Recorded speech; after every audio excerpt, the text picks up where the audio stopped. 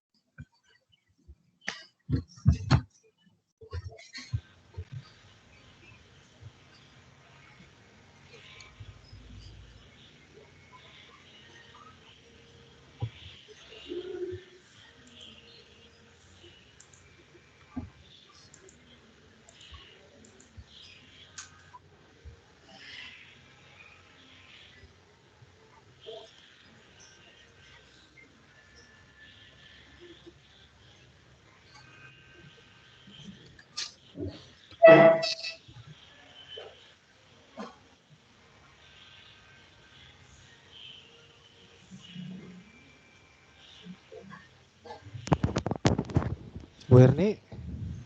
Oke, sudah kelihatan semuanya, Bapak, Ya, sudah. teman-teman semuanya? Silakan mulai. Ya, selamat pagi, Bapak, selaku Ya. dosen pengampu statistika pendidikan. Selamat pagi semuanya, teman-teman. Baik, di sini kami akan mencoba dari kelompok 1 untuk menjelaskan uji normalitas dengan menggunakan metode Kolmogorov-Smirnov dengan bantuan SPSS. Nah, terlebih dahulu sebelum kita memasuki di sini, sebelumnya saya perkenalkan kelompok 1 Yoga Priyatama, saya sendiri Erni Eliasitorus. Di sini saya akan menjelaskan sebelum masuk ke langkah-langkah uji normalitas metode Kolmogorov-Smirnov dengan bantuan SPSS. Kita terlebih dahulu apa itu uji normalitas dengan menggunakan metode Kolmogorov-Smirnov. Nah, uji normalitas merupakan uji yang nantinya akan menilai sebaran kelompok data atau variabel yang kita miliki apakah berdistribusi normal atau tidak. Itu yang pertama. Yang kedua, untuk uji Kolmogorov-Smirnov juga digunakan untuk menentukan apakah data sampel yang kita ambil berdistribusi normal atau tidak. Jadi di sini kita sudah persiapkan data kita atau data sampel kita untuk kita masukkan ke SPSS. Jadi yang data itu akan kita ujikan dia normal atau tidaknya dengan menggunakan metode Kolmogorov-Smirnov. Nah, kemudian yang ketiga, uji Kolmogorov-Smirnov tidak menggunakan data interval, akan tetapi menggunakan data tunggal. Ya, selanjutnya.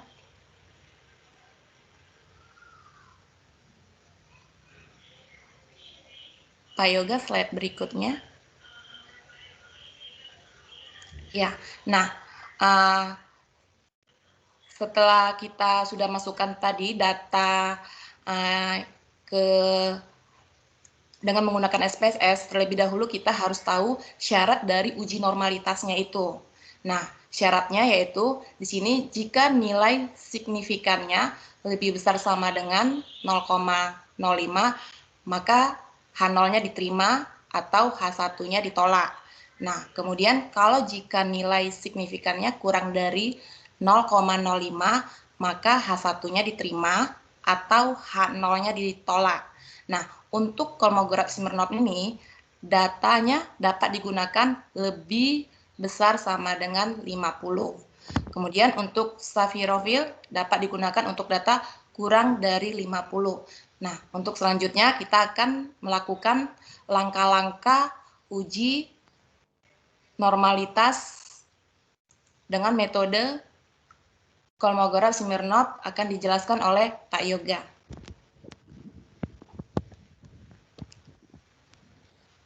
Ya, untuk langkah melakukan uji normalitas Kolmogorov Smirnov dengan SPSS, pertama itu kita harus mempunyai datanya dulu. Nah, jadi sebelum melakukan pengujian kita harus punya datanya dahulu. Nah, kalau sudah ada datanya, kalian masuk ke bagian variable view-nya yang ada di bagian pojok kiri bawah. Nah, selanjutnya pada bagian name-nya itu kita ganti. Misalnya untuk pengujian ini adalah motivasi dan prestasi. Jadi untuk bagian yang pertamanya itu adalah motivasi dan yang bagian keduanya itu adalah prestasi. Nah, untuk di kolom desimal itu kita ubah menjadi angka 0. Lalu untuk bagian label sama kita beri nama juga. Nah, yang terakhir itu ada di bagian measure. Nah, di bagian measure ini nanti diganti menjadi scale. Nah, ini datanya. Nanti bisa saya bagikan dalam bentuk Excel-nya. Untuk kita coba bersama-sama nanti. Nah, untuk bagian kedua ini adalah bagian datanya di data view. Yang lokasinya itu masih bersebelahan dengan variable view tadi. Kita kopas aja data yang tadi, motivasi dan prestasinya. Sehingga muncul di SPSS-nya seperti ini. Nah, setelah tampil, langkah ketiga itu adalah membuka tulisan yang ada di atas itu adalah analisisnya. Diklik bagian analisis, lalu dipilih bagian regression-nya, lalu dipilih lagi bagian linear. Nah, kalau sudah keluar, nanti akan muncul seperti ini.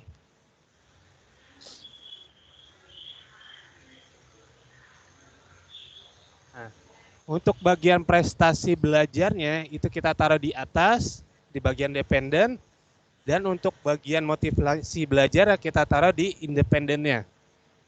Nanti kita klik save. Nah, ketika diklik save, itu akan muncul dialog dengan nama linear regression save. Pada bagian residuals, kita centang yang bertuliskan unstandard dish. Nah, abaikan kolom dan pilihan yang lainnya. Selanjutnya klik continue, lalu OK. Nah, muncul deh bagian res satunya. Nah, jadi bagian ini hanya hasilnya aja, jadi bisa diabaikan untuk nanti kita jelaskan pada tahap selanjutnya. Nah, langkah selanjutnya yaitu melakukan uji normalitasnya, yaitu Kolmogorov-Smirnov. Nah, pilih menunya itu yang masih sama bagian analis, tapi untuk yang sekarang itu dipilih bagian non-parametric testnya. Kalau sudah dipilih bagian legacy dialog, kemudian pilih lagi submenunya itu satu sampel KS. Jadi satu sampel KS itu adalah Kolmogorov-Smirnovnya. Nah, kalau sudah, nanti akan muncul lagi dialog baru. Nah, yang tidak bernama tadi atau understandard residual tadi kita pindahkan ke text variable list-nya. Jadi pada text distribution aktifkan centangnya itu adalah pilihan normalnya. Karena ini adalah yang kita coba distribusinya normal atau tidak. Lanjut. Nah, langkah selanjutnya itu akan muncul. Yaitu setelah kita klik OK. Nah, hasilnya itu akan seperti ini.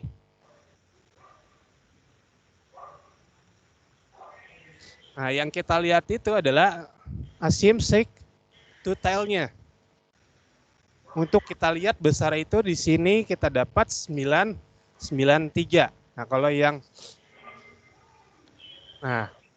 pada penjelasan ini TC itu berdistribusi normal. Nah, jadi kesimpulannya berdasarkan tabel output SPSS tersebut diketahui bahwa nilai signifikansi asymmetric two-tail sebesar 0,993, lebih besar dari 0,05. Maka sesuai dengan dasar pengambilan keputusan dalam uji normalitas Kolmogorov-Smirnov dapat disimpulkan bahwa datanya itu adalah berdistribusi normal. Seperti itu. Nah,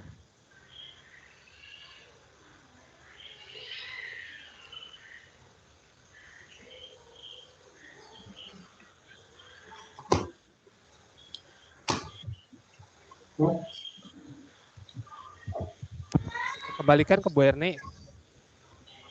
Ya, terima kasih untuk Pak Yoga sudah menjelaskan mengenai langkah-langkahnya. Saya kembalikan kepada untuk selanjutnya saya kembalikan kepada Bapak. Terima kasih. Ya, terima kasih kelompok 1 ya, Bu Erni dan Pak Yoga yang sudah presentasi uji normalitas. Nah, mungkin ada komentar atau pertanyaan dari teman-teman, yang lain silahkan. Sebelum saya nanti.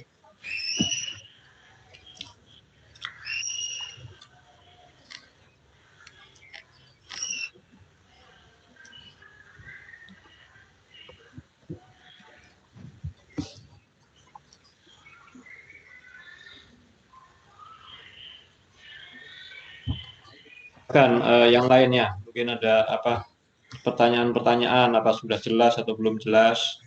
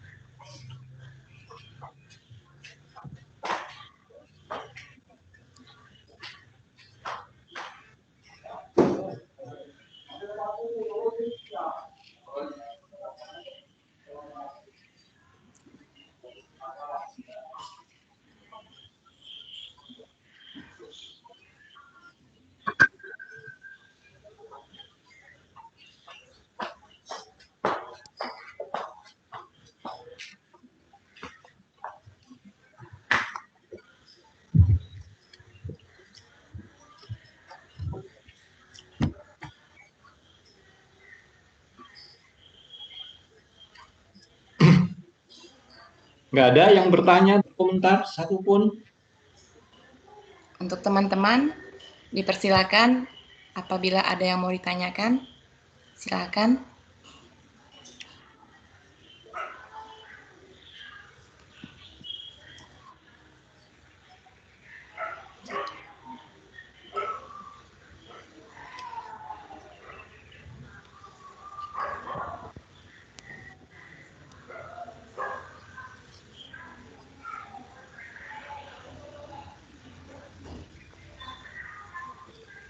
Menyimak nggak yang lain ini ketika kelompok 1 presentasi?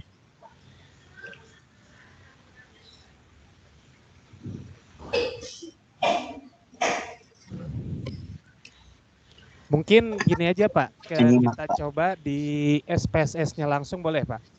Ya, silakan.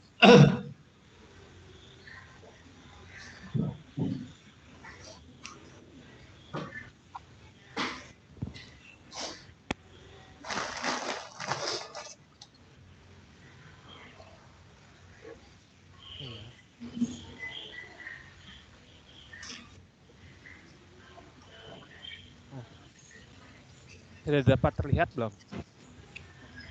Sudah, Pak. Sudah, Pak. Jadi kita kan tadi sudah punya data ya. Datanya itu yang sudah saya kirim di grup WhatsApp. Nah, oh ini dia.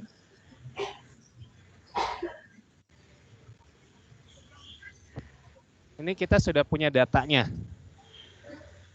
Nah, data yang ini yang ada 12 tadi, ada motivasi dan prestasinya. Nah, jadi ini pertama kita harus sudah punya datanya. Nah, kalau sudah punya data, kita buka nih, ada di pojok kiri ini. Ini bisa saya tutup dulu.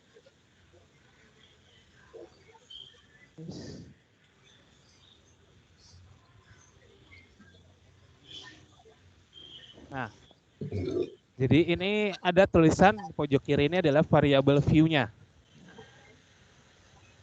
Pada bagian nama, ini kita bisa namainnya bebas. Tergantung data yang kita peroleh.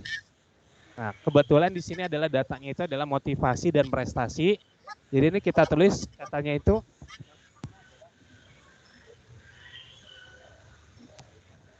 dia ke sampingnya itu akan ngikut sendiri. Tidak perlu kita ketik manual. Nah, lalu yang kedua itu adalah prestasinya. Sama ke sampingnya itu dia akan mengikutinya. Nah, pada bagian desimal ini kita ganti angkanya itu jadi 0. Nah, lalu yang prestasi juga sama. Nah, untuk yang motivasi ini kita beri label.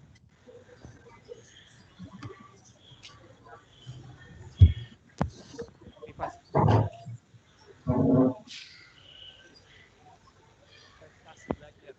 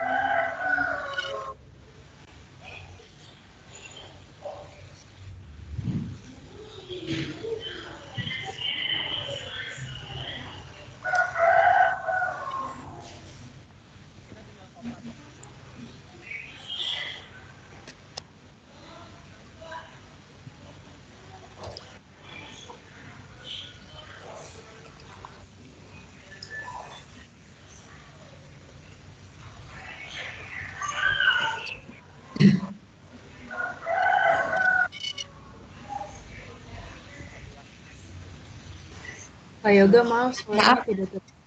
Kak Yoga suaranya. Suaranya pelan ya?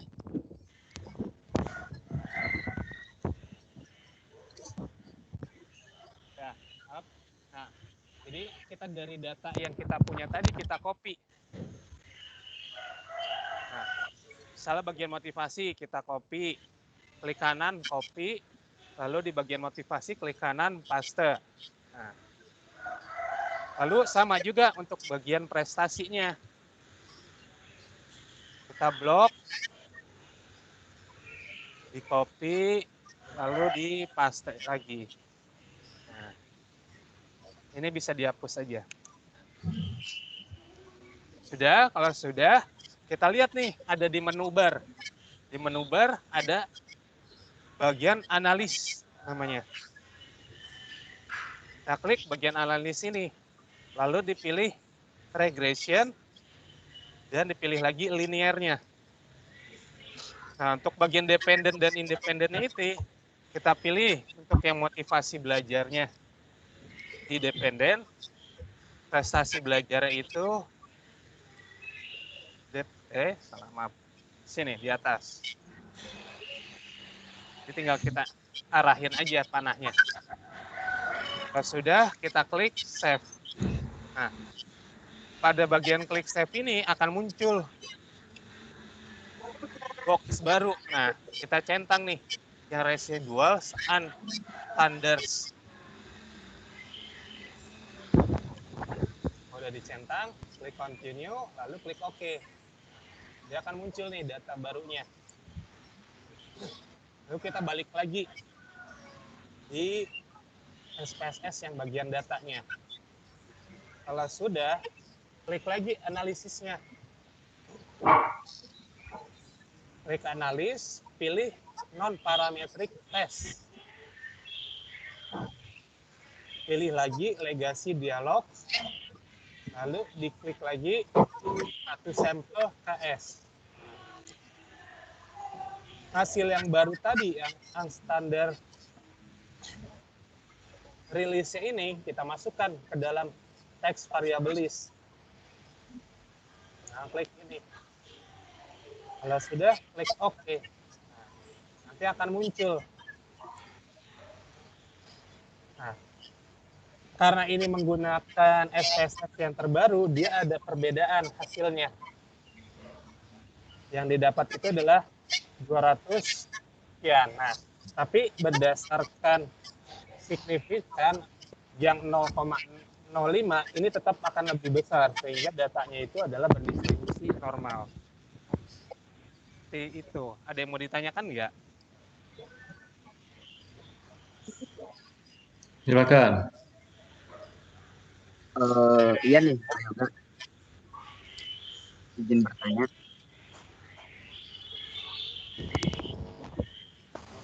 Halo? Ya, Izin silakan. bertanya. Silakan langsung aja. Tadi di PowerPoint yang di ini kan ada keterimaan 0, tolakan 0. Nah, kalau dari data yang tadi di-share Pak Yoga, itu cara lihat terimaan 0 atau tolakan 0 dari signifikannya di tabelnya gimana, Pak?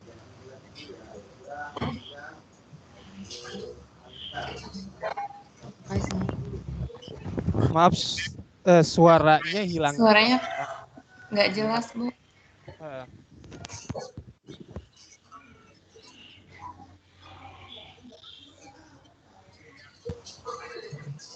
Bisa diulang? Halo? Iya, Pak. Apakah sudah jelas? Halo? Sudah, Bu.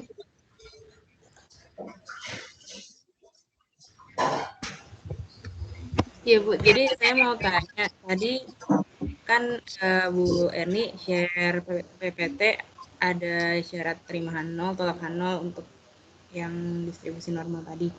Nah, kalau dari hasil data yang Pak Yoga share, kan ada tadi tabel tuh ya.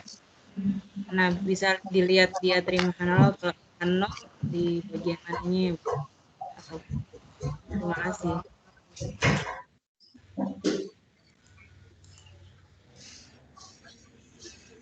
Bagian apa? Kolmogorov, Smirnov.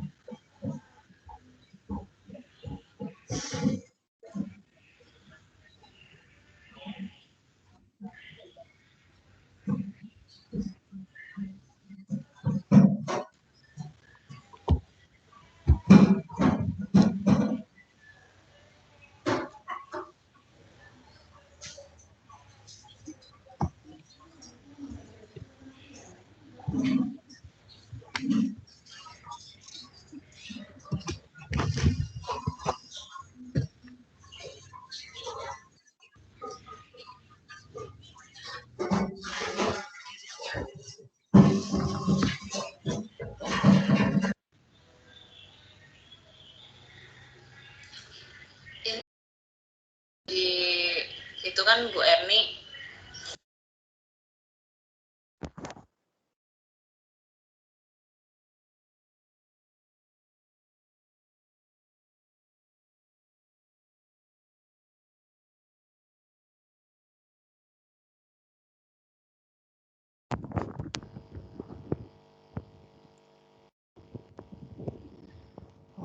Baik, saya akan menjawab untuk dari pertanyaan Bu Inai tadi. Nah, jadi data yang kita lihat itu di bagian to sign to tile-nya. Jadi kan di PowerPoint ada di bagian yang dikotakin ini. Maaf, saya akan share lagi. Nah, dari yang H0 terima atau H0 tolak itu dilihat dari yang ini, di kotak yang merah. Kelihatan nggak yang dikotakin merahnya? Kelihatan, Pak. Iya, Pak. Nah, ini diperbesar lagi. Jadi yang dilihat ini dari yang dikotakin merah.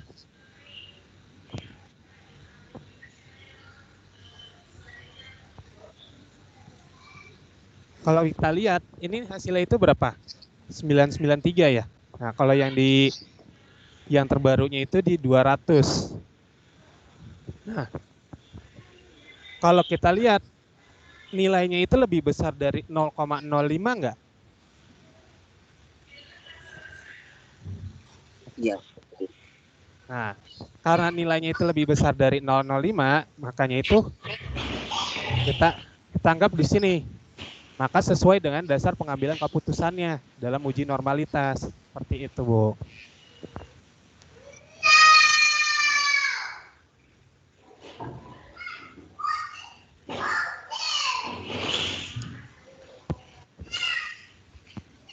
Ada lagi yang mau ditanyakan? Ini saya boleh kasih.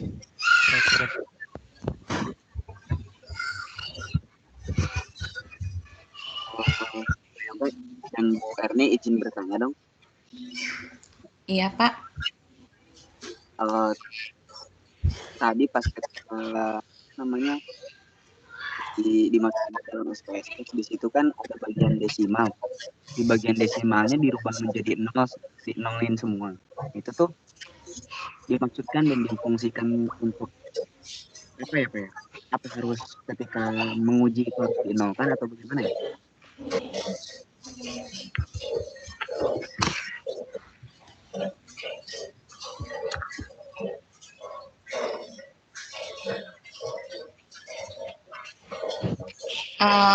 Untuk data yang desimalnya itu ya Pak ya, yang kenapa harus 0 ya Pak ya ditulis ya Pak? Nah, iya betul.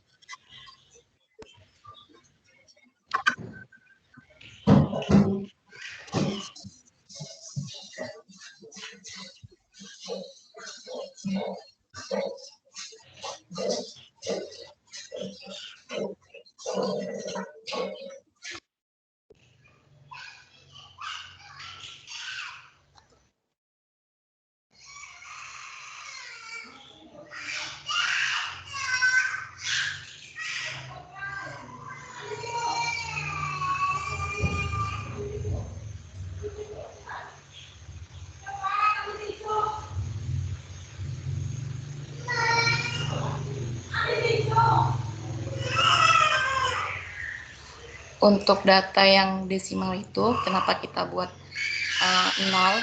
Supaya kita memperoleh data tunggal, Pak.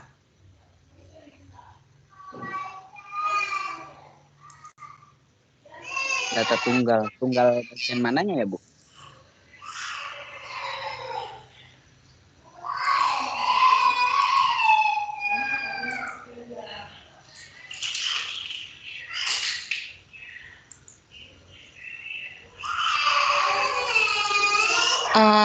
Kan ini kan yang ada variabel X sama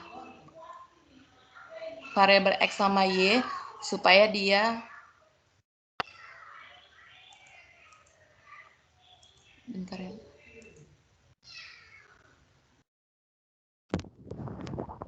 Nah, di situ kan tadi Pak ada datanya kan ada yang motivasi sama prestasi kan, motivasinya kan datanya kan 75, 60. Kenapa? Supaya dia diubah ke bentuk 0, supaya di variabel X sama Y-nya itu tidak berubah menjadi pecahan desimal, supaya dia tetap datanya tetap 75 sama 60 seperti itu, Pak.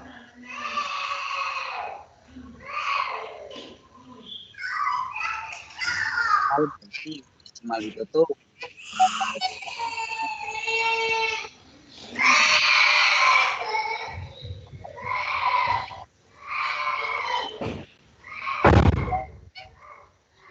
mungkin kayak gitu ya. Berarti desimal di sini buat menghilangkan desimal yang ada pada data gitu ya. Bukan begitu, bukan Bu maksudnya? Gimana, Pak? Masih kurang jelas, Pak, di sini. Oh. Iya, jadi berarti bentuk desimalnya dinolkan itu untuk menghilangkan bentuk desimal pada data yang kita punya gitu ya. Iya, Misal Pak. data yang kita punya misalkan punya ada bentuknya koma gitu. Jadi ada bentuk koma di belakangnya angkanya. Jadi kita hilangkan jadinya bentuknya bentuk bilangan asli gitu ya. Iya, Pak. Oh. Berarti bukan berpengaruh kepada hasil gitu ya. Berarti ini mah lebih kepada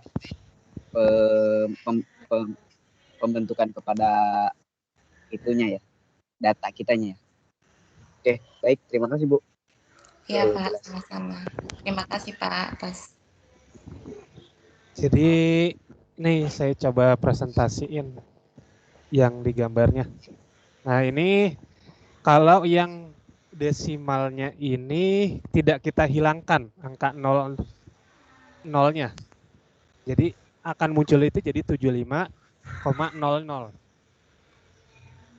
di tampilan SPSS-nya.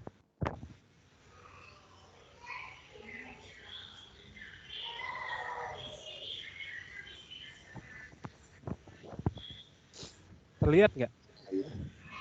Kelihatan, Pak. Nah, jadi kalau misalnya kita rubah kembali, jadi desimalnya itu 0 di sini.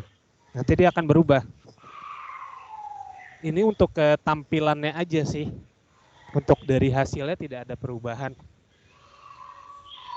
Seperti itu sih, Pak.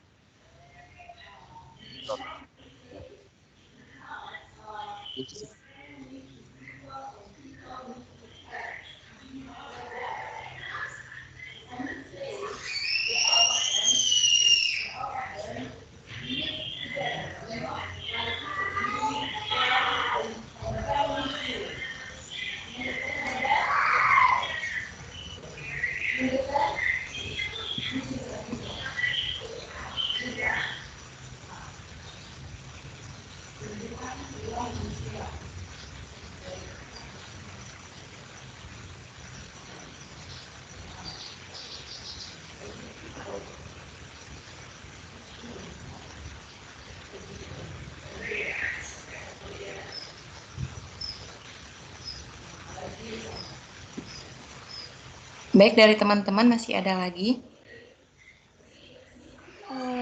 Saya mau bertanya. Salah. Iya. Ya, kalau uji normalitas yang pakai Kolmogorov itu minimal data yang bisa dipakai itu berapa banyak, terus maksimalnya berapa? Itu aja.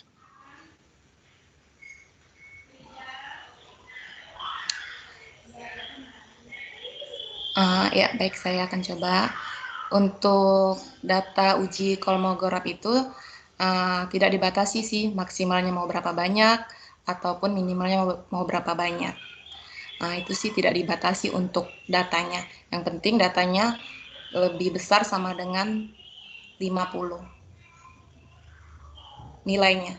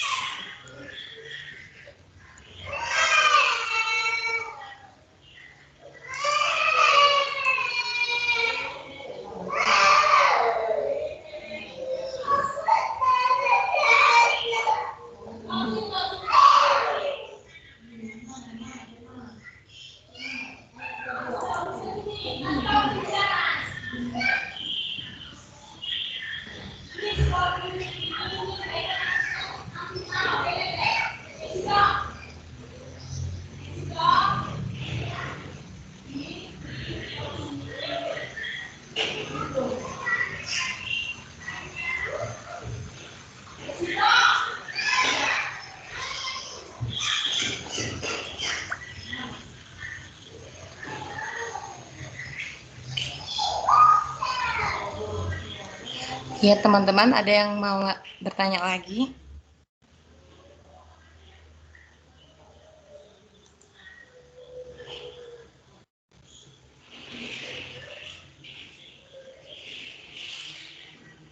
Kalau dari saya cukup, Bu. Ya.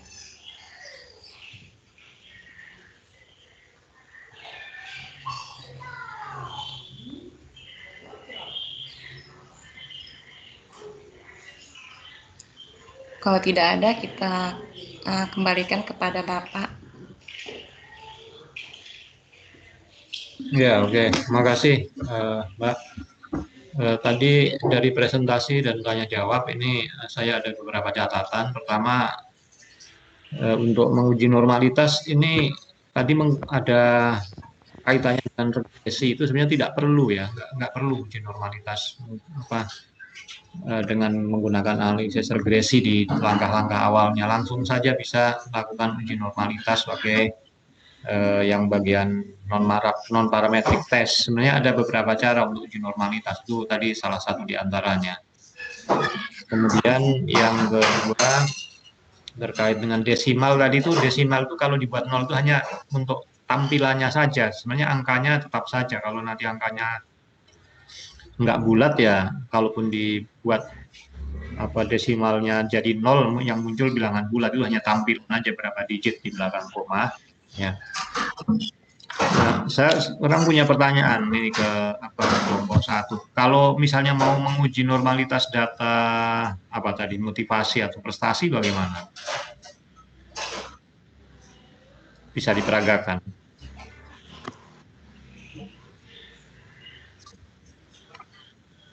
Silakan, SPSS-nya dibuka.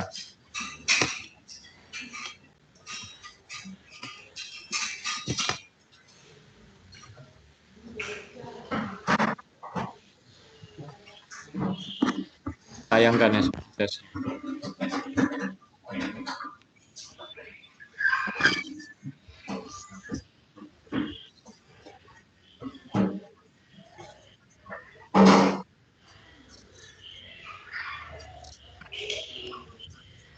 Sekarang coba lakukan uji normalitas untuk variabel motivasi. Bagaimana caranya?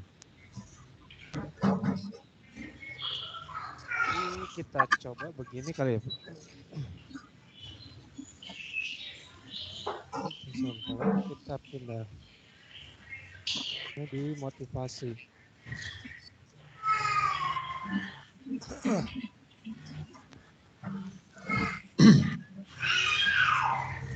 Kesimpulannya apa? Kesimpulannya? Kalau kesimpulannya untuk data motivasi itu berdistribusi normal karena nilainya itu lebih besar dari 0,05, Pak. Berapa di sini? 126. 0,126. Tadi disebutkan untuk menguji normalitas bisa juga pakai Shapiro-Wilk ya? Betul? Iya. Enggak diperagakan bagaimana kalau mau menguji normalitas pakai Shapiro-Wilk?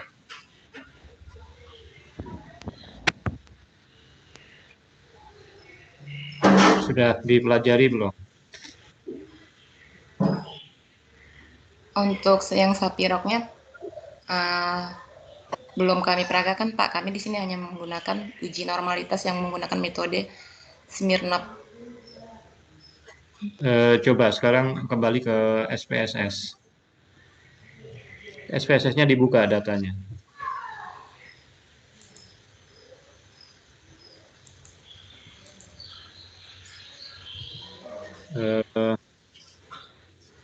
Coba diklik analyze, ya. Lalu pilih deskriptif statistik,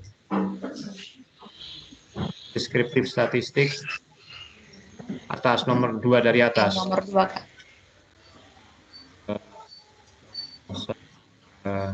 Lupa, coba kalau yang explore coba. Explore. Enggak, tadi deskriptif statistik pilih explore.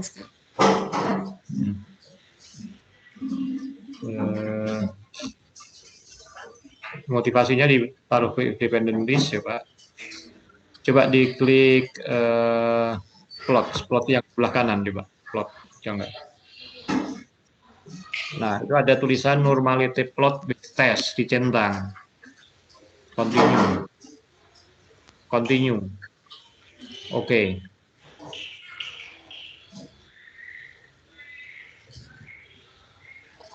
Nah, itu ada tampilan test of normality, Anda lihat di bagian bawah.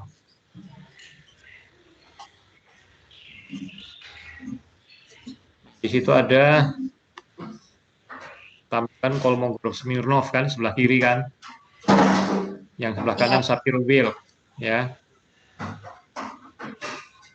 Nah, tadi di situ Anda mendapatkan yang untuk Kolmogorov-Smirnov, SIG-nya berapa itu? 126, Pak. 126. 126 atau 0,126? 0,126.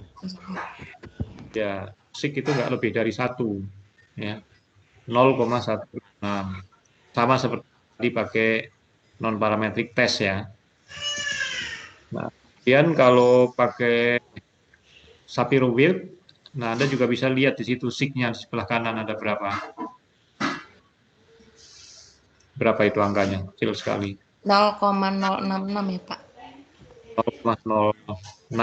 Berarti dengan Shapiro-Wilk juga masih normal ya, karena lebih dari Normal. 5%. Nah, di sini di bawahnya itu ada Lilly Force. Lilly Force, significant correction, ya. Jadi uji normalitas itu apa namanya? Jangan nggak usah ke bawah, yang tadi aja Lilly Force. Scroll lagi. Scroll lagi. Ya udah ada ini aja.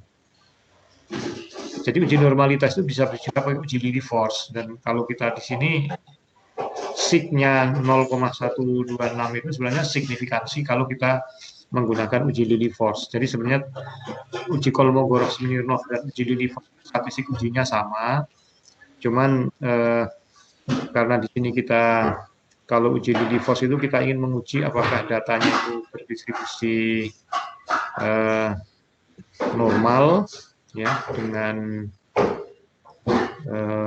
apa namanya, sebenarnya Lilly Force ini datanya dalam prosesnya apa namanya dibakukan dulu, ya dibakukan dulu baru diuji pakai Lilly Force. Di sini kita sebenarnya menguji Lilly Force uji normalitas dengan min 0 dan variansi 1. Nah, kalau uji jadi ditentukan apa namanya min dan variansi. Sedangkan kalau uji Kolmogorov-Smirnov ini bisa juga untuk menguji normalitas yang min dan variansinya tidak harus selalu ditetapkan terlebih dahulu. Kalau uji Lilly Force ini tentu lebih teliti dibanding dengan uji Kolmogorov-Smirnov ya. Jadi kalau cara menguji normalitas tadi seperti itu caranya. Ya.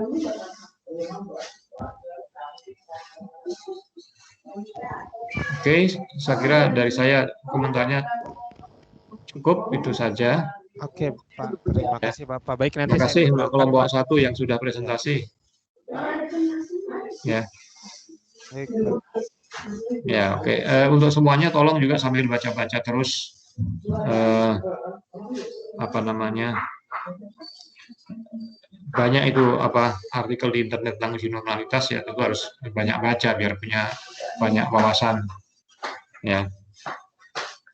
Baik, makasih sekali lagi kepada kelompok 1 yang sudah presentasi uji normalitas. Selanjutnya kita lanjutkan saja dengan kelompok 2 yang akan membahas tentang uji homogenitas.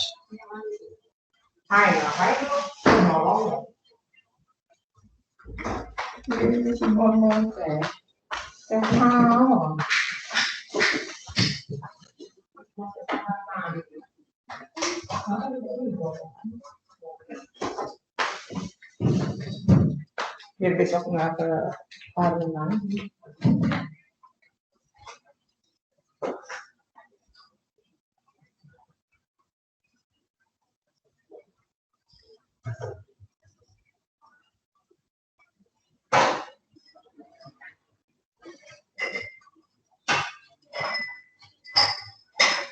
Silakan siap-siap yang kelompok 2 untuk uji homogenitas.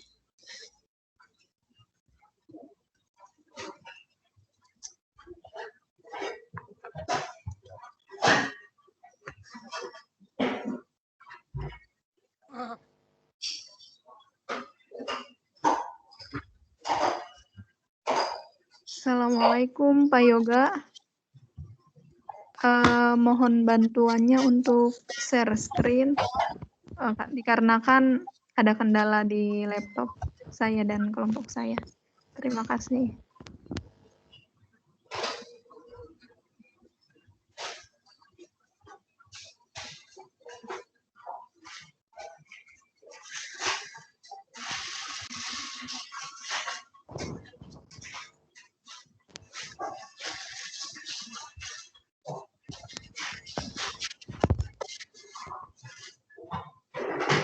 Mohon maaf Pak Yoga, yang pertama PPT yang pertama itu yang pertama saya kirim.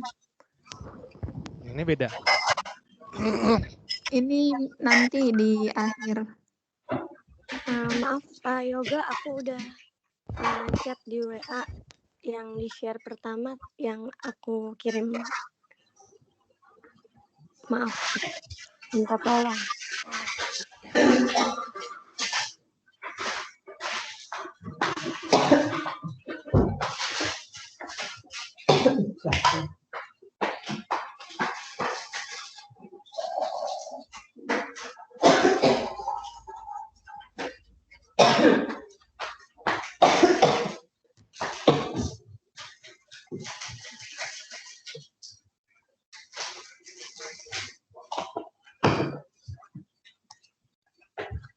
Ya, Pak Suyono, saya izin untuk memulai ya presentasinya ya Pak.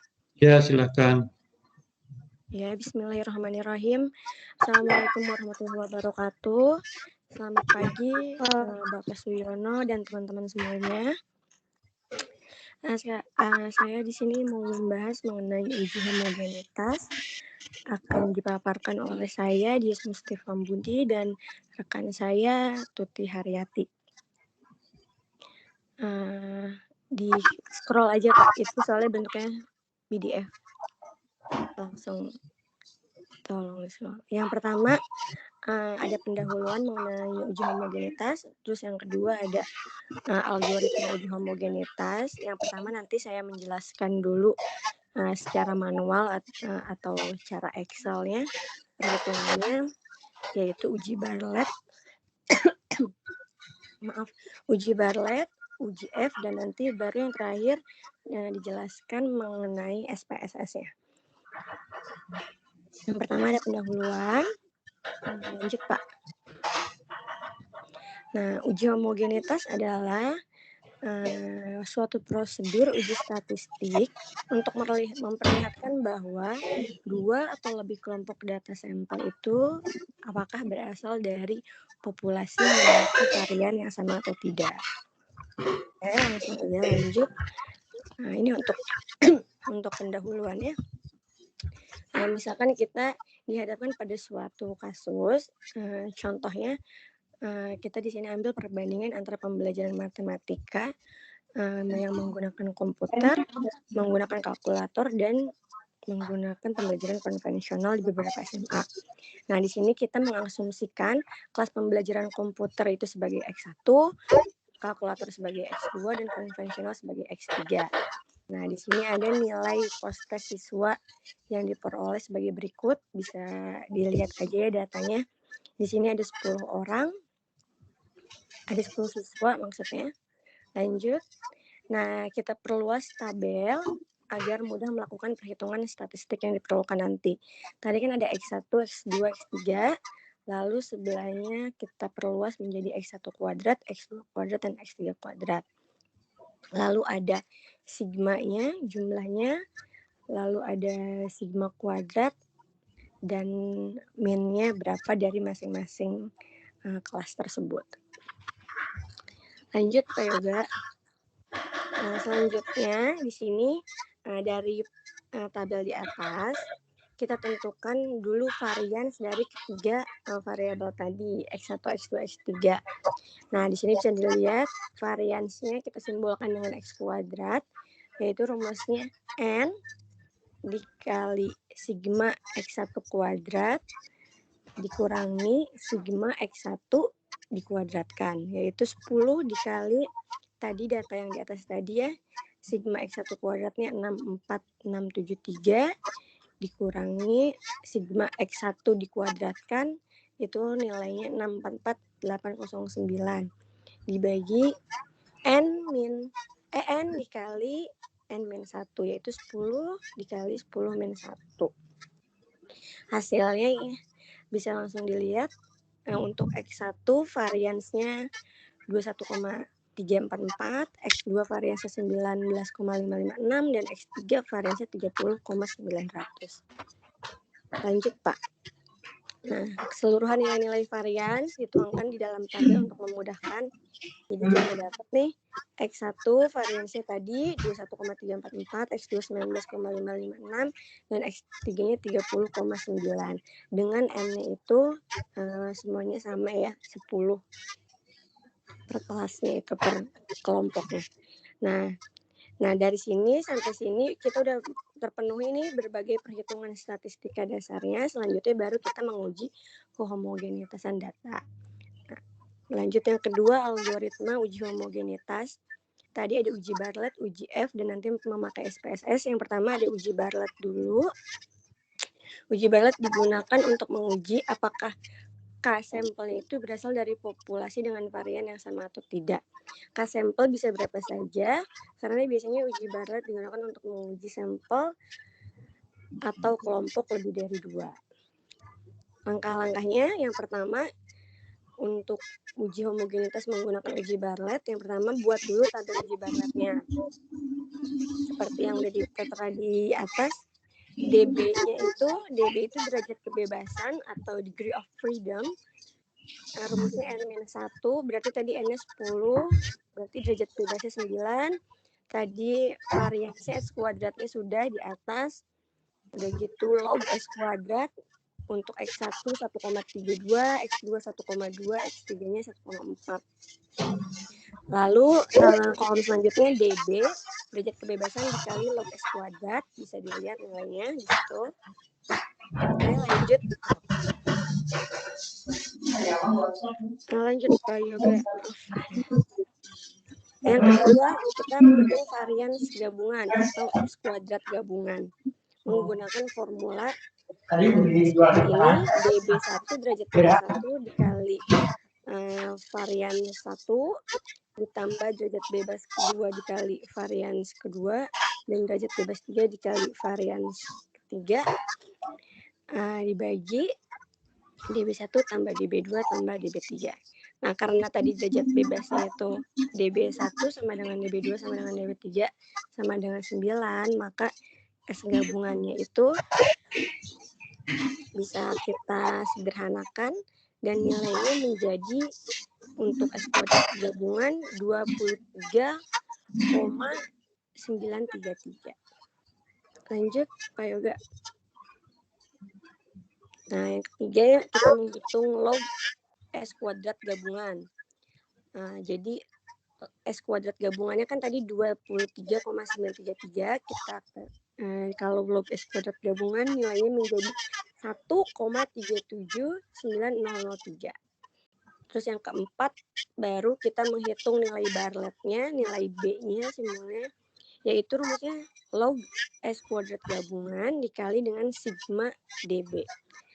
Log S kuadrat gabungannya 1,37903 dikali sigma DB, tadi kan DB-nya 9, dijumlahin sigmanya jadi ada 27. Jadi nilai Bartlett-nya 37,23309. Lanjut Pak Yoga. Nah, di sini baru kita menghitung nilai X kuadrat hitung atau C-square kita bacanya. Dengan rumusnya ln 10 dikali Bartlett dikurangi sigma DB dikali log S kuadrat. Nah, didapat nilai LEN 10, tadi nilai bar lab-nya 37,23,23309 dikurangi sigma dB dikali log S kuadrat, tadi nilainya 36,994617. Jadi sama dengan 2,3 dikali 0,238473. Jadi dapat X kuadrat hitung atau C square itu 0,548479. Nah, yang terakhir, bandingkan nilai X kuadrat hitung dengan nilai X kuadrat tabel. Untuk alfanya itu 0,05 atau 5%, dan derajat kebebasan sampelnya itu, DB sampelnya itu K-1. K-nya itu kan tadi kita ada punya 3 kelompok komputer, kalkulator, dan konvensional. Jadi 3 dikurangi 1 yaitu 2. Bisa dilihat di sini tabel chi-square-nya untuk taraf signifikan 5% dan derajat bebasnya 2 ada diperoleh nilai X tabelnya 5,991. Nah, hipotesis pengujiannya jika H0-nya sigma 1 kuadrat sama dengan sigma 2 kuadrat sama dengan sigma 3 kuadrat, maka varian homogen. H1-nya paling sedikit salah satu tanda tidak sama, maka itu bisa dikatakan varian tidak homogen. Maka kriteria pengujiannya, jika nilai X kuadrat hitung lebih besar sama dengan dari nilai X kuadrat tabel, maka tolak 0. Dan jika nilai X kuadrat hitung kurang dari nilai X kuadrat tabel, maka terima 0.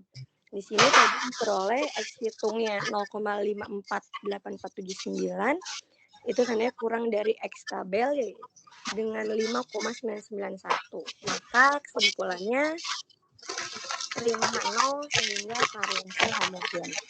Selanjutnya masuk ke uji F. Next, Pak Yoga. Nah, uji F itu metode kedua yang kita uji untuk uji homogenitas. Yang digunakan adalah uji varian terbesar dibanding dengan varian terkecil menggunakan tabel F. Inilah tabel datanya masih yang tadi, masih yang sebelumnya. Didapatkan variansinya yang seperti tadi, X1-nya 21,344, X2-nya 19,556, X3-nya 30,9 dengan N-nya 10. Lanjut, Pak. Lalu langkah-langkah untuk uji homogenitas menggunakan uji F. Yang pertama merumuskan hipotesis dulu, H0 jika sigma 1 kuadrat sama dengan sigma 2 kuadrat sama dengan sigma 3 kuadrat, maka kedua varian homogen, dan H1-nya juga paling sedikit salah satu tanda tidak sama, maka kedua varian tidak homogen. Sekarang yang keduanya menentukan nilai uji statistik. F hitungnya itu rumusnya varians terbesar dibagi varians terkecil. Varians terbesarnya tadi nilainya 30,9 dibagi varians terkecil 19,556. Didapat F hitungnya 1,58. Lanjut, Pak Yoga. Lalu menentukan nilai kritis. Di sini tadi kan kalau yang uji Barlett itu kita ngambil DB-nya itu diambil dari kelompok ya. Kalau di sini DB-nya DB sampel. Kalau di sini DB pembilang dan DB penyebut. Rumusnya itu N-1, 10-1, jadi DB-nya 9. Dengan alfanya taraf signifikannya 5% atau 0,05, diperoleh F tabel 3,18. Nanti F tabelnya saya kirim aja ya di WA. Soalnya kemarin mau dimasukin ke sini nggak cukup. Takut kebanyakan slide-nya. Diperoleh F tabel 3,18. Baru kita menentukan kriteria pengujian hipotesisnya. Jika F hitung lebih besar sama dengan F tabel, maka tolak H0. Jika nilai F hitung kurang dari nilai F tabel, maka terima 0. Nah, kesimpulannya F hitungnya 1,58 kurang dari F tabel 3,18, maka terima 0 sehingga varian homogen. Nah, kalau untuk penjelasannya cukup sampai sini, selanjutnya nanti akan dijelaskan oleh Bu Tuti bagaimana langkah-langkah menggunakan SPSS, sekaligus diperagakan juga cara menggunakan SPSS-nya. Kepada Bu Tuti dipersilahkan. Baik, terima kasih Bu Dies. Izin Pak, mohon bantuannya Pak Yoga untuk Mohon maaf men-share Bu, screen. saya mau izin minum obat dulu. Soalnya sudah ketunda dari tadi. Kenapa Pak? Yang lain ada yang bisa tolong share screen nggak? Bu Risa bisa minta tolong nggak?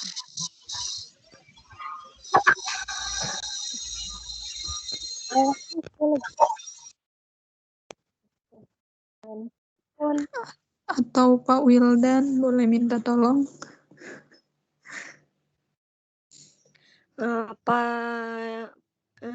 Pak Suyono, mohon maaf ya kelompok kita banyak kendala dari laptopnya.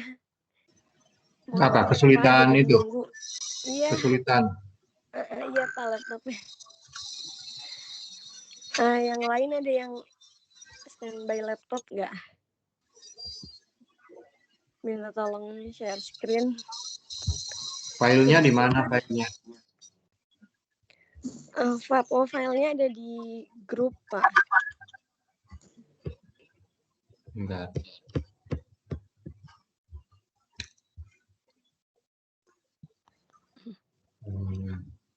Ada yang bisa bantu? Anda nggak bisa itu, nggak bisa share itu, SPSS lewat itu. Kan yang mengoperasikan Anda nanti. Ya, oke, sebentar coba Pak. Saya coba ini dulu deh di handphone. Share screen mana ya? Ya, mohon maaf Pak. Banyak kendala dari laptopnya. Oke. Yang data mana ini? Data di grup itu yang data ada data 2, data kelompok 1, ada data.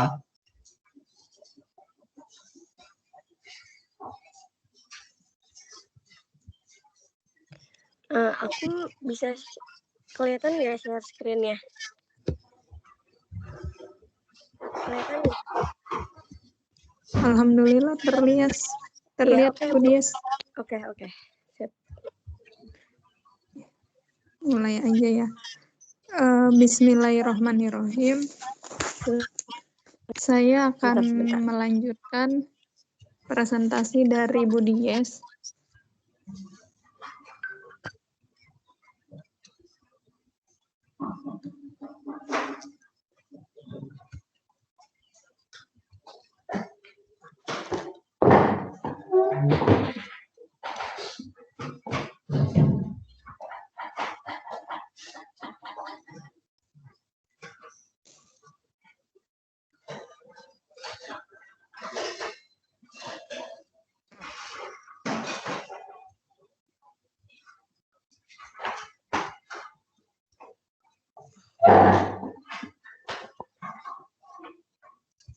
Bu Tuti terlihat nggak? Oh iya, terlihat Bu Dies. Iya, oke, lanjut. Di uji homogenitas ini, untuk SPSS-nya, kita bisa menggunakan uji Barrett atau uji Levens untuk mengetahui data itu homogen atau tidak gitu. Bedanya uji Barrett sama uji Levens itu, kalau uji Levens bisa langsung digunakan, tidak harus datanya itu normal gitu. Kalau uji Barrett kan datanya harus normal dulu gitu. Lalu ke slide selanjutnya Bu Dies.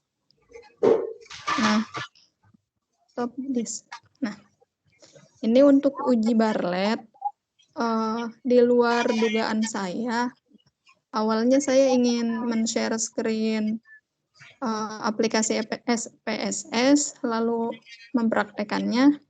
Namun ada kendala di laptop.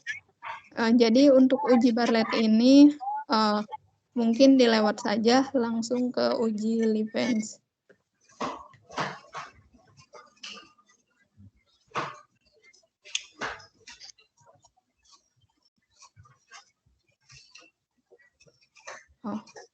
Kalau untuk uji Bartlett tidak apa-apa, mungkin saya jelaskan langkah-langkahnya saja karena ada kendala di laptop tidak bisa share screen gitu. Pertama tadi kita kelompokkan datanya dulu gitu. Kelompok kelas 1, kelas 2, kelas 3 gitu. Data 1, data 2, dan data 3. Lalu kita bisa buka SPSS-nya, aplikasi SPSS-nya. Lalu kita ubah di name-nya itu dengan hasil. Lalu setelah itu diketik kelas gitu. Desimalnya dirubah menjadi 0 atau diabaikan juga tidak apa-apa. Selanjutnya di data view kita ketik di hasil itu angka 1 untuk kelompok 1, angka 2 untuk kelompok 2, dan angka 3 untuk kelompok 3. Buat teman-teman yang mau yang mau langsung praktek juga nggak apa-apa, karena datanya juga saya kirim di grup, udah saya kirim gitu. Lalu di sini nanti akan muncul dialog box ya. Nah, nanti yang hasilnya itu disubstitusikan ke independen, yang kelasnya itu ke yang atasnya gitu. Setelah itu nanti Bu, setelah itu pindahkan variabel tadi ya di independen, terus yang grup kelasnya di grouping variabel. Dialog box-nya diubah, nanti di situ ada minimum, ada maksimum gitu. Kan ini 1 sampai 3. Jadi untuk minimumnya 1, untuk maksimumnya 3. Nah, terus pada kotak statistik nanti diklik box M gitu ya. Terus continue, lalu oke. Nanti di situ keluar hasilnya gitu, outputnya.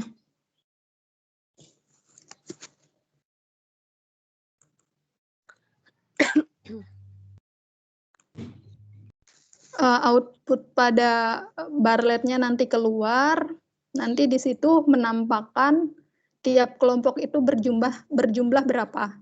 Di situ kan tiap kelompok berjumlah 10. Nah, nanti totalnya di situ juga di outputnya 30 gitu. Lalu untuk tes box M-nya diperoleh berapa nanti dilihat di situ ada di outputnya gitu. Seperti itu.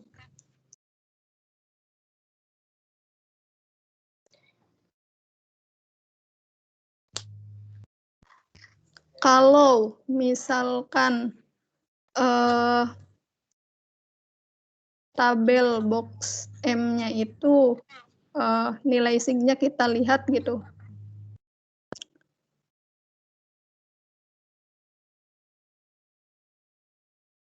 Nanti apakah hasilnya sama atau tidak, seperti itu. Box M-nya itu dengan nilai sig-nya. Apabila nilai sig-nya lebih besar dari nilai box M, berarti uji Bartlett-nya menunjukkan kalau hasilnya itu sama gitu atau homogen. Lalu selanjutnya uji Levens. Ini sama saja seperti uji Bartlett. Bedanya mungkin saya sebutkan lagi. Kalau uji Levens ini tidak harus normal gitu datanya. Jadi bisa langsung diolah. Nah, untuk langkah-langkahnya seperti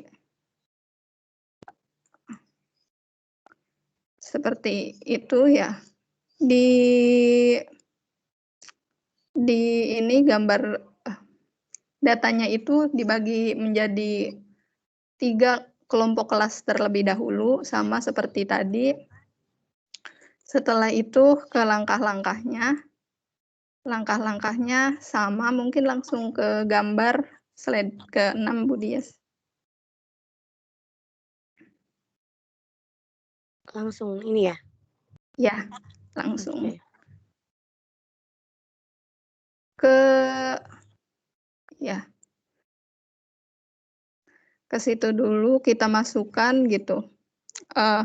Datanya sama kayak yang awal.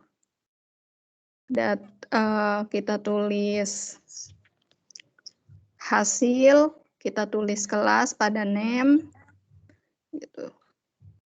Lalu selanjutnya kita ubah desimalnya 0, gitu. Lanjut. Kalau misalkan sudah, kita ke variabel view, kita masukkan datanya. Kita masukkan datanya ya seperti di gambar gitu. Ini dulu Bu, yang di variable view, value-nya kita ubah dulu. Oh iya. Value labelnya. Yang di variable 1. view, value-nya kita ubah ya untuk kelasnya. Misalkan di saya nggak kelihatan. Di value 1 itu 1, terus kelas di labelnya komputer. berarti kelas 1 itu kelas komputer di labelnya. Terus di add gitu. Lalu diubah lagi value-nya 2, di labelnya kelas kalkulator. Terus di value-nya kita tulis 3, diubah lagi menjadi kelas konvensional, lalu di add. Setelah di add masuk semua, kita oke. Langsung masuk langkah 3. Langsung masuk langkah 3. Ini langkah 3, kita ke data view. Nanti kita klik analyze. Di gambarnya saya sudah tampilkan. Klik analyze. Setelah itu compare means. Compare means. Kelihatan nggak, Bu? Nggak kelihatan. Oh ya, kelihatan, Bu. Compare means. Setelah itu one way ANOVA. Oke. Setelah itu kita masukkan hasilnya ke dependent list dan kelasnya ke faktor.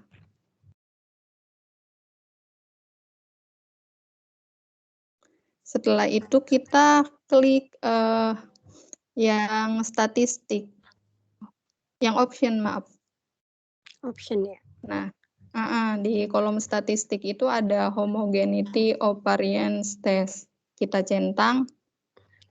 Terus di missing value juga kita centang. Seperti di layar. Nanti kita oke. Ya. Terus nanti keluar hasil outputnya seperti itu. Nah, di sini kita lihat sig-nya gitu. Kita lihat sig-nya 0,801. 0,801 itu kan lebih besar dari 0,05. Seperti itu. Jadi hal ini menunjukkan bahwa data ini homogen atau sama. Nah, jika datanya udah homogen, kita bisa teruskan ke pengujian selanjutnya. Seperti itu. Mungkin itu saja yang dapat saya sampaikan.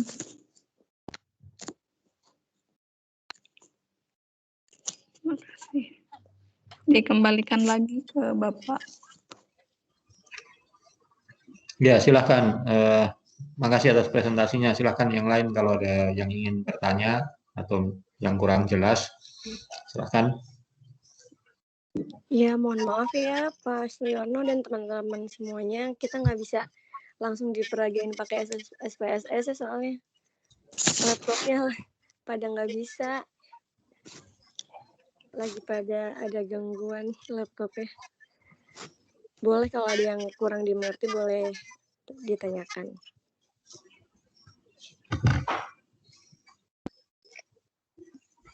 Iya, izin bertanya Bu Dies.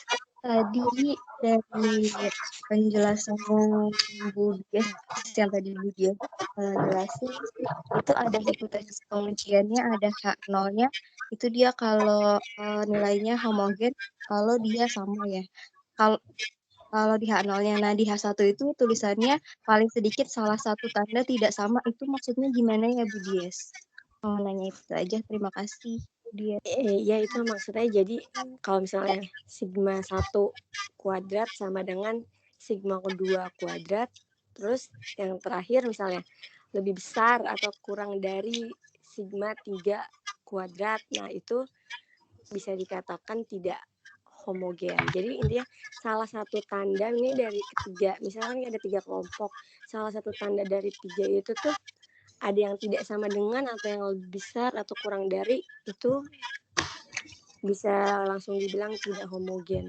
Homogen itu ya kalau sama itu sama dengan gitu Bu. Oh iya, oke baik, terima kasih Bu Dies. Berarti tiga-tiganya kalau ada 3 kelompok berarti tiga-tiganya ini harus sama gitu ya? Iya benar.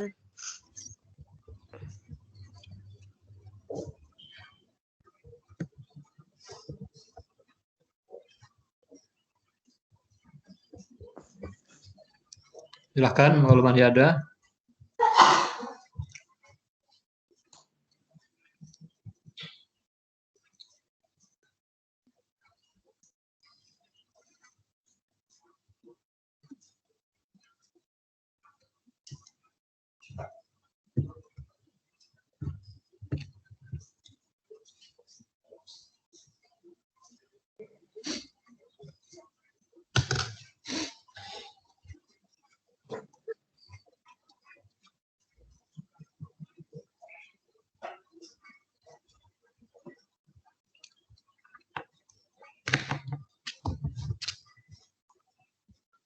Baik, kalau nggak ada lagi, mungkin saya sedikit komentar. Saya kira presentasinya cukup bagus ya. Yang pertama tadi uji Bartlett dan uji F, saya kira sudah cukup jelas. Tinggal nanti presentasinya udah ditaruh di grup belum, dikirim di grup belum itu? Yang pertama tadi belum Pak, nanti saya ya nanti ditaruh aja di grup biar yang lain baca. Kemudian yang SPSS tadi saya kira karena nggak bisa diperagakan nanti ya semuanya mencoba gitu di masing-masing ya di rumah gitu. Baru kalau ada kendala bisa didiskusikan di grup saja. Saya kira langkah-langkahnya tadi sudah jelas, sudah oke. Tinggal memperagakan saja. Untuk yang uji Bartlett dan uji Levin ya. Untuk yang uji Levin itu biasanya bisa di beberapa cara gitu. Hasilnya tentu akan sama saja. Kemudian tadi ada pertanyaan tentang hipotesis untuk homogenitas ya. Kalau ada 3 kelompok kan tadi H0-nya variansi kelompok 1 sama dengan variansi kelompok 2 sama dengan variansi kelompok 3. Nah, lawannya itu ada tanda tidak sama dengan gitu. Bisa 1, bisa 2, ya tergantung dari berapa kelompok gitu. Karena lawannya variansi kelompok 1 sama dengan variansi kelompok 2 sama dengan variansi kelompok 3 itu tidak harus ketiga-tiganya beda, cukup salah satu beda itu sudah tidak homogen untuk variansi kelompok kalau lebih dari 2. Oke, saya kira itu saja komentar dari saya dan ya tentu silahkan nanti dibaca-baca lagi, di-share saja filenya, kemudian dicoba. Kemudian yang untuk kelompok 1 tadi yang uji normalitas mungkin slide-nya bisa dilengkapi, kalau bisa ada apa namanya langkah-langkah juga gitu ya kalau kita mau melakukan uji normalitas secara manual untuk uji Lilly force ya. Kalau tadi kan hanya dijelaskan langsung pakai SPSS, bisa itu dicari di internet juga banyak itu bagaimana cara untuk menguji normalitas dengan uji Lilly force atau Kolmogorov-Smirnov. Itu nanti dilengkapi di slide-nya, lalu slide-nya diposting saja di grup biar yang lainnya bisa membaca lebih jelas lagi. Oke, itu aja mungkin dari saya, dan selanjutnya mungkin kita saya nggak menambahkan materi. Ya, selanjutnya nanti di pertemuan berikutnya giliran kelompok berikutnya ya, kelompok yang akan membahas tentang kalau nggak salah uji tentang rata-rata ya, uji rata-rata. Minggu depan cukup satu kelompok saja karena uji rata-rata itu ada beberapa kasus, ada satu sampel, ada dua sampel yang saling independen dan dua sampel yang berpasangan. Sedapat mungkin bisa di dalam penyajiannya nanti juga disajikan penggunaan pengujian secara manual dan juga pengujian dengan menggunakan SPSS. Baik, ada yang ingin disampaikan sebelum saya akhiri?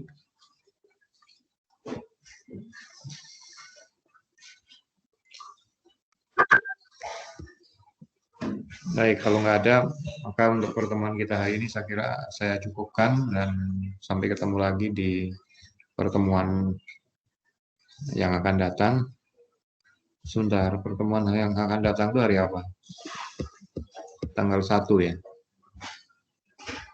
Tanggal 1. Ya, nanti kalau saya tanggal 1 pagi nggak bisa, mungkin kita bisa cari alternatif ya waktunya ya, karena saya kemungkinan ada acara. Mungkin siang atau apa bisa. Ya, itu saja untuk pertemuan hari ini. Terima kasih atas perhatiannya. Kita akhiri. Assalamualaikum warahmatullahi wabarakatuh. Waalaikumsalam warahmatullahi wabarakatuh. Terima kasih banyak. Waalaikumsalam warahmatullahi wabarakatuh. Terima kasih, Pak. Ya, sama-sama. Saya keluar ya. Terima kasih, Pak. Ya. Terima kasih, Pak.